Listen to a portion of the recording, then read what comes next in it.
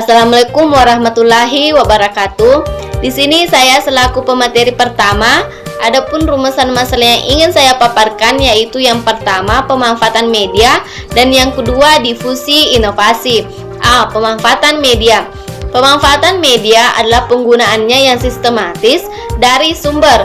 Proses pemanfaatan media merupakan proses pengambilan keputusan berdasarkan prinsip-prinsip yaitu sesuai dengan spesifikasi desain pembelajaran serta diakibatkan juga dengan karakteristik peserta didik.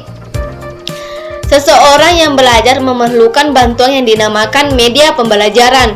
Media pembelajaran ini adalah segala sesuatu yang dapat menyalurkan pesan berapa merasa, pikiran, perasaan, dan kemauan peserta didik sehingga dapat mendorong tercapainya proses belajar pada diri. Manfaat media pembelajaran antara lain yang pertama, proses pembelajaran menjadi lebih jelas, menarik, dan lebih interaktif. Yang kedua, informasi pelajaran yang disajikan dengan media yang tepat akan memberikan kesan mendalam dan lebih lama tersimpan pada diri siswa. Yang ketiga, media dapat menumbuhkan sikap positif siswa terhadap materi dan proses belajar. Yang keempat, meningkatkan kualitas hasil belajar siswa. Yang kelima, media dapat membuat materi pelajaran yang abstrak menjadi lebih konkret. B. Difusi inovasi. Difusi inovasi adalah proses berkomunikasi melalui strategi yang terencana dengan tujuan untuk diadopsi. Tujuan akhir yang ingin dicapai ialah untuk terjadinya perubahan.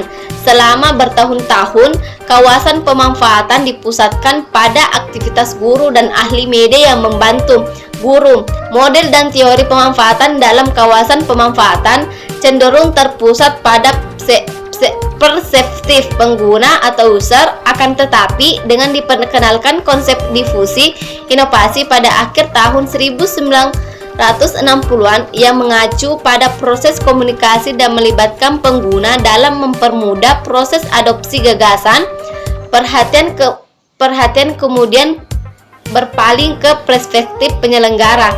Itulah rumusan masalah yang pertama dan yang kedua. Selanjutnya saya persilahkan kepada rekan kelompok saya untuk melanjutkan rumusan masalah berikutnya. Terima kasih. Baik, di sini saya akan melanjutkan pemaparan dari kelompok kami yang dimana saya selaku pemateri kedua ingin membahas atau memaparkan rumusan ketiga dan keempat, dimana rumusan ketiga dan keempat yaitu mengenai implementasi dan pelembagaan serta kebijakan dan regulasi.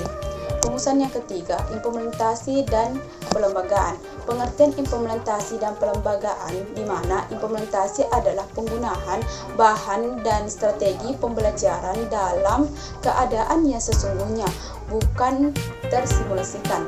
Sedangkan pelembagaan adalah penggunaan secara rutin dan pelestarian diri inovasi pembelajaran dalam suatu strategi atau budaya organisasi.